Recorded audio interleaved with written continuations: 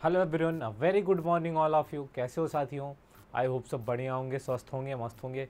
प्यारे दोस्तों, जैसे कि आप सब जानते हैं, आप सबके एग्ज़ाम 2 दिन बाद होने वाले हैं, यानी 1 मई से आप सबके सेमेस्टर एग्ज़ाम शुरू होने वाले हैं।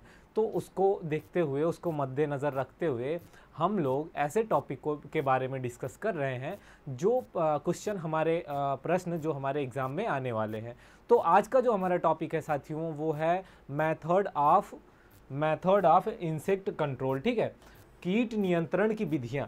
कीट को नियंत्रित करने के लिए हमारी फसलों पे जो कीट लगते हैं फसलों में, उनको नियंत्रित करने के लिए कौन कौन सी विधियां हैं, हम उनके बारे में डिस्कस करेंगे और कैसे उनको नियंत्रित किया जाता है इस बारे में, और उनके नियंत्रण से क्या क्या फ़ायदे होते हैं, हम इन सब के बारे में आज पॉइंट वाइज चर्चा करेंगे। तो साथियों, ये जो आज का जो हमारा टॉपिक है, ये आपके एग्ज़ाम के पर्पस से भी बहुत इंपॉर्टेंट है, तो आप लोग थोड़ा सा ध्यान दीजिएगा। आइए शुरू करते हैं हम आप आज की अपनी क्लास को। और हमारी क्लास की शुरुआत होती है कीट नियंत्रण की विधियाँ से, कि कीट नियंत्रित कैसे किया जाता है, उनकी कौन कौन सी विधियाँ हैं। ठीक है, तो सबसे पहले देखते हैं कीट नियंत्रण की विधियां। कीट, ठीक है, मेथड ऑफ इंसेक्ट कंट्रोल। ठीक है, कीट नियंत्रण की विधियां। यहाँ पे देखिए हमारे टाइपिंग महाशय के द्वारा थोड़ी सी गलती हो गई है, तो आप लोग देखिएगा उसको। यहाँ पे कीट नियंत्रण की विधियां हैं, मेथड ऑफ इंसेक्ट कंट्रोल। ठीक है, तो इसका क्या मतलब होता है? खेत व भंडार गृहों में कीट पतंगों को नियंत्रित करने के लिए निम्न प्रकार की विधियां अपनाई जाती हैं, या फिर निम्न विधियां होती हैं। देखिए दोस्तों, यहाँ पे जो है हम कीट नियंत्रण की विधियों की बात कर रहे हैं, तो सबसे पहले तो यह जानते हैं कि ये कीट लगते कहाँ कहाँ पे हैं। तो कीट जो है खेतों में, भंडार गृह में, जहाँ अनाजों को संरक्षित किया जाता है, रखा जाता है, वहाँ पे कीट लगते हैं, कीट पतंगों का आतंक होता है। तो वहाँ पे इनको कैसे नियंत्रण किया जाता है, या फिर इनका कैसे कंट्रोल किया जाता है, उसी पे हम चर्चा कर रहे हैं। तो सबसे पहले जो विधि है, ये है शास्त्र या वैज्ञानिक विधि, जिसे कहते हैं शास्त्र विधि या फिर वैज्ञानिक विधि भी कहते हैं। ठीक है, तो दूसरा है भौतिक विधियां, तीसरा है जैविक विधियां, और चौथा है रासायनिक विधियां। देखिए साथियों, इन 4 प्रकार की विधियां हैं, ये 4 प्रकार की विधियां हैं जिनके द्वारा हम कीटों को नियंत्रित कर सकते हैं या फिर कीट नियंत्रण कर सकते हैं। ठीक है, और ये कीट कहाँ लगते हैं? ये कीट हमारे खेतों में या फिर भंडार गृहों में लगते हैं। उनसे जो है उनको नियंत्रित करने के लिए हम इस प्रकार इन निम्न विधियों को अपनाते हैं। कौन सी? शास्त्र वैज्ञानिक विधि, भौतिक विधि, जैविक विधि और रासायनिक विधि। आप इस पे ध्यान दीजिएगा, क्योंकि ये क्वेश्चन आपसे भी पूछा जा सकता है आपके एग्जाम में कि कीट नियंत्रण की कौन कौन सी विधियां हैं, उनके नाम लिखिए। ठीक है, आगे देखते हैं हम कीट नियंत्रण की जो सबसे पहली विधि है, पहला पॉइंट जो है उसमें शास्त्र या वैज्ञानिक विधि। ठीक है, इसमें कैसे करते हैं कीट पतंगों का नियंत्रण? तो कृषि जो विधियां होती हैं कीट नियंत्रण की, कृषक विधियों से करने के लिए कृषक को क्या करना होता है? कीट पतंगों के आदतों की संपूर्ण जानकारी होनी चाहिए, यानी कि कीट पतंगों के बारे में उनको पूरी जानकारी होनी चाहिए। और उसके बाद इस प्रकार हम कीट पतंगों को उसकी नाजुक अवस्था का पता लगा लेते हैं, और जहां से उससे आसानी से कृषि विधियों द्वारा नियंत्रित कर सकते हैं। देखिए, यहाँ पे कहने का मतलब यह है कि अगर हम वैज्ञानिक विधि से या कृषक विधि से कीटों का नियंत्रण करना चाहते हैं, तो उसके लिए हमें कीटों के बारे में भली भांति जानकारी होनी चाहिए। और कीटों की जो नॉर्मल अवस्था होती है, या कह लो नाजुक अवस्था जो होती है, उसके बारे में जानकारी होनी चाहिए, ताकि उस अवस्था में क्या होता है, कीट का नियंत्रण आसानी से किया जा सकता है, और उस अवस्था में हमारी फसल को भी बहुत ना के बराबर नुकसान होता है। ठीक है, आगे बात करें तो कीट पतंगों के नियंत्रण हेतु कुछ निम्न प्रकार की प्रक्रियाएं अपनाकर अच्छित क्या करते हैं, परिणाम प्राप्त किए जा सकते हैं। सबसे पहला उचित फसल चक्र। देखिए, उचित फसल चक्र की बात की जाती है, कीट पतंगों के नियंत्रण के लिए उचित फसल चक्र, और मृदा की उर्वरा शक्ति बनाए रखने के लिए फसल चक्र, तो इन सब के लिए भी फसल चक्र की प्रक्रियाओं को अपनाया जाता है। तो यहाँ पे कीट नियंत्रण में भी उचित फसल चक्र की बात की जा रही है। तो प्रति वर्ष या प्रत्येक वर्ष मौसम में एक फसल, जैसे कि गन्ना, सोयाबीन, धान या सूरजमुखी आदि की फसल उगाई जाती है, तो कीट पतंगों की संख्या बढ़ती रहती है। क्या होता है कि अगर हर वर्ष किसान जो है वह गन्ना हो गया, सोयाबीन हो गया, धान हो गया, या फिर सूरजमुखी हो गया, सोयाबीन हो गया, इन सब फसलों को अगर वह उगाता है तो ऐसी अवस्था में क्या होता है, अगर वो साल भर यही फसल को उगाता है तो इस अवस्था में होता क्या है साथियों कि जो कीट होते हैं उनका प्रकोप जो है थोड़ा सा बढ़ जाता है। कीट का प्रकोप क्या होता है, कीट का प्रकोप बढ़ जाता है। और उसके बाद जो है, क्योंकि ऐसी अवस्था में क्या होता है, जो कीट होते हैं उनको जो है भरपूर मात्रा में भोजन प्राप्त होता है। अब दलहन की बात करें, दलहन के बाद अन्य अवस्था में हेर फेर कर फसल को उगाना कीटों को नियंत्रित करता है। देखिए, अगर दलहन की फसल लिए हैं उसके बाद कोई और फसल उगाते हैं तो ऐसी अवस्था में क्या होता है, कीटों से बचा जा सकता है। ठीक है, कीटों पर नियंत्रण पाया जा सकता है। उदाहरण की बात करें तो जैसे दीमक की समस्या जिन क्षेत्रों में हो वहां पे क्या कहते हैं, गन्ना, गेहूं व मक्का के स्थान पे तंबाकू, प्याज, लहसुन को उगाना चाहिए। ठीक है, कुछ ऐसे भी क्षेत्र हैं, कृषक क्षेत्र हैं जहां पे दीमक का अधिक प्रकोप होता है, तो वहां पे क्या करना चाहिए, वहां पे कुछ ऐसी फसलों को उगाना चाहिए जिससे दीमक पर नियंत्रण पाया जा सके। तो ऐसी कौन कौन सी फसलें हैं, तो जैसे कि तंबाकू ले लिया, प्याज या फिर लहसुन, ये कुछ ऐसी फसलें हैं जिनको उगाना चाहिए। इनको उगाने से क्या होता है, फसल चक्र में इनको उगाने से यह फायदा होता है कि कीटों पर या दीमक पर नियंत्रण पाया जा सकता है।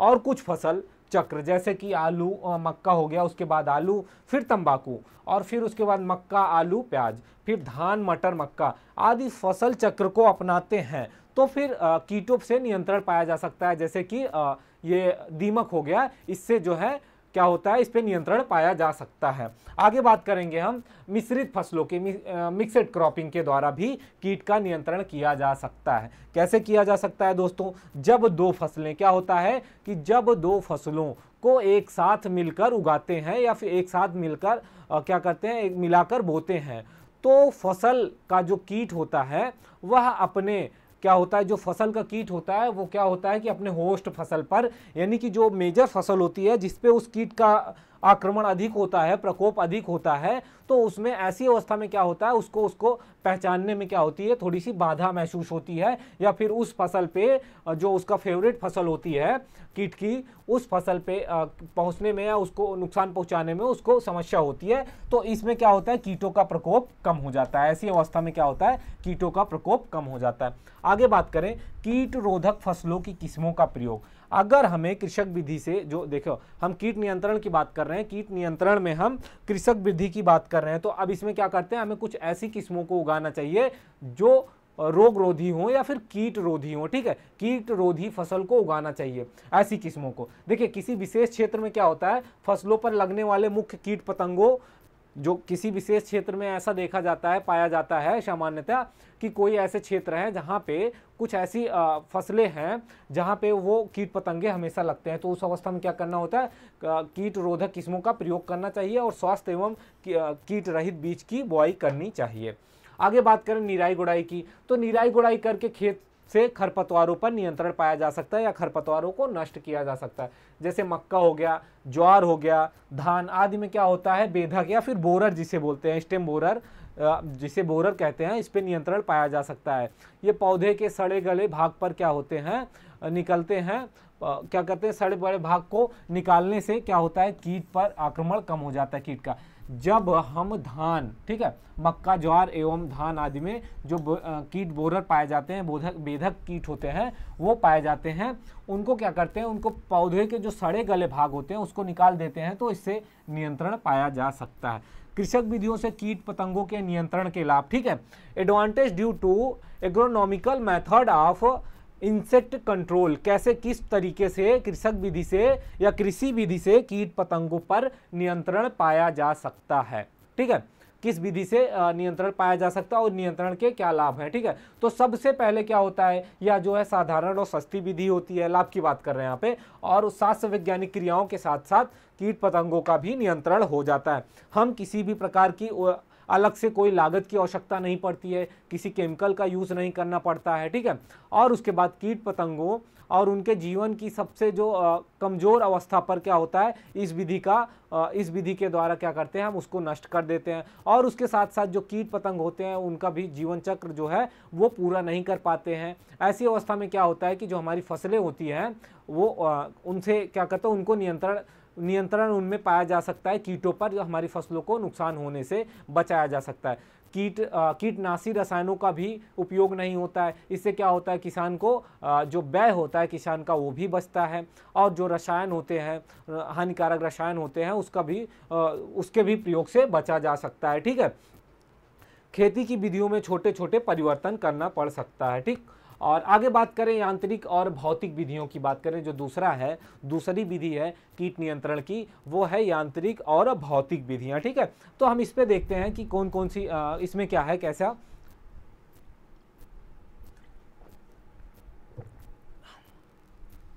पहला है कीट पतंगों को विविध जीवन अवस्थाओं में एकत्र करके नष्ट करना। क्या करना, कैसे, यांत्रिक विधि की बात कर रहे हैं या फिर फिजिकल या भौतिक विधि की बात कर रहे हैं।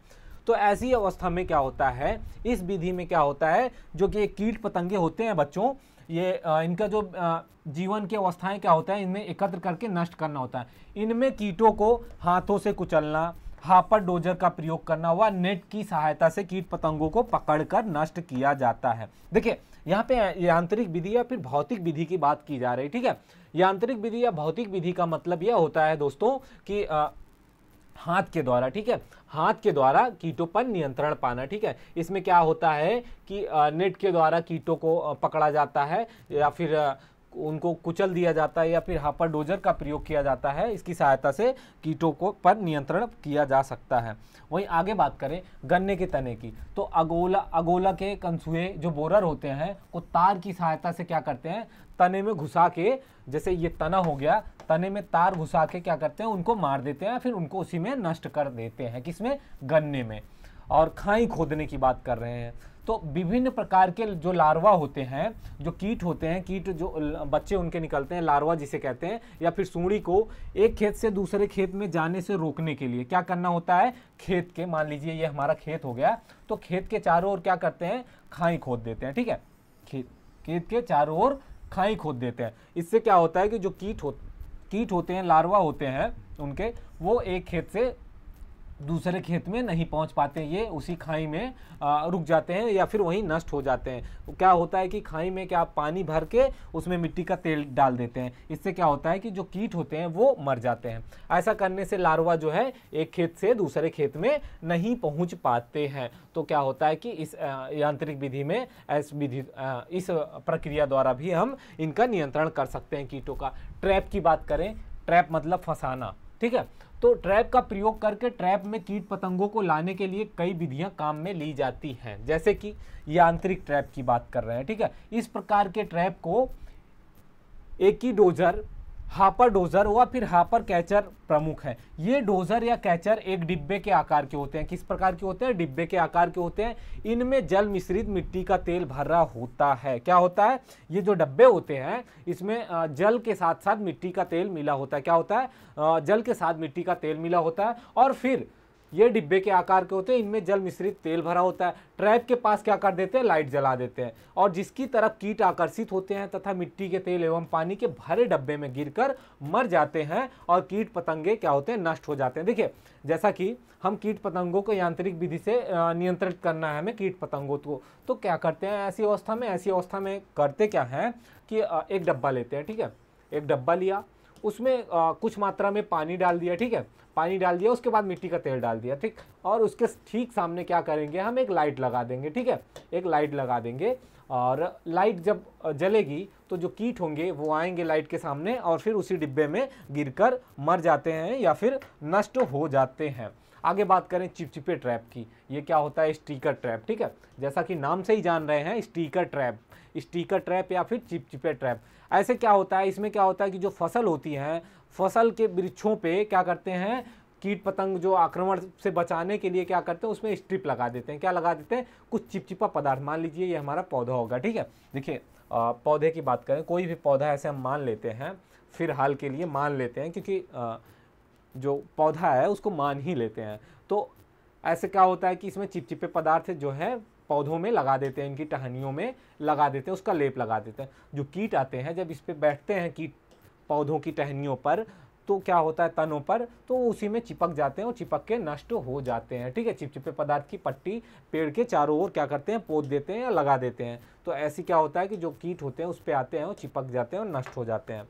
आगे बात करें जैविक विधियों की, बायोलॉजिकल कंट्रोल की बात कर रहे हैं कि कीटों को बायोलॉजिकल विधि द्वारा कैसे कंट्रोल किया जाता है। तो ठीक है, इस विधि में क्या किया जाता है दोस्तों कि कीट पतंगों को नष्ट करने के लिए, ठीक है, नष्ट करने के लिए क्या करते हैं, बीमारी के जीवाणु या पैथोजन या फिर परजीवी या फिर प्राकृतिक भक्षक, ठीक है, का प्रयोग करते हैं। इन परजीवियों या फिर प्रकृति भक्षकों का अनुकूल वातावरण प्रदान करके इनकी संख्या बढ़ाते हैं। क्या करते हैं, देखिए जैविक विधियों का मतलब क्या हुआ, जैसा कि जानते हैं इस जीवन श्रृंखला में क्या होता है कि एक कीट दूसरे कीट को खाता है। तो ऐसे भी कुछ कीट होते हैं जो हाँ हमारे लिए लाभदायक भी होते हैं, जैसे कि जो हमारे पौधों के लिए हानिकारक कीट होते हैं, कुछ ऐसे कीट होते हैं जो उनको खा के नष्ट करते हैं। तो वो कीट क्या होते हैं, एक तरह से हमारे लिए लाभदायक कीट हुए। ठीक है, तो ये परजीवी जो होते हैं या प्रकृति भक्षकों का अनुकूल वातावरण प्रदान करते हैं और फिर इनकी संख्या को बढ़ाते हैं। जैसे कि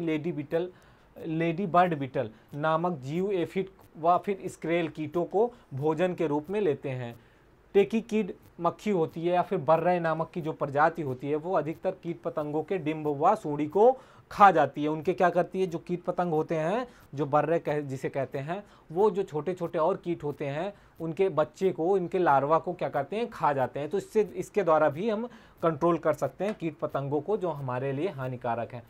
अब बात करेंगे केमिकल विधि की, जो आज के समय में किसान बहुत अधिक मात्रा में उपयोग कर रहा है, जिसका केमिकल विधि का। ठीक है, देखिए दोस्तों, केमिकल विधि से कीट तो नष्ट हो रहे हैं और ये एक आसान विधि है, लेकिन उसके साथ साथ उसके बहुत सारे दुष्प्रभाव हमारी फसलों पर और हमारे स्वास्थ्य पर पड़ रहा है। क्योंकि उसका अत्यधिक उपयोग से क्या होता है कि जो कीट होते हैं, जो रसायन होती है, रसायन का प्रभाव हमारी फसल पे भी पड़ता है। ठीक है, तो वो हमारे जो उत्पादन प्राप्त होता है वो भी उससे प्रभावित होता है। ठीक है, ऐसी अवस्था में क्या करते हैं, आजकल कीट पतंगों को नियंत्रित करने के लिए क्या करते हैं, आजकल कीट पतंगों को नियंत्रित करने के लिए या फिर नष्ट करने के लिए विभिन्न प्रकार के कीटनाशी रसायनों का उपयोग करते हैं। क्या करते हैं, कई प्रकार के कीटनाशी रसायनों का उपयोग करते हैं।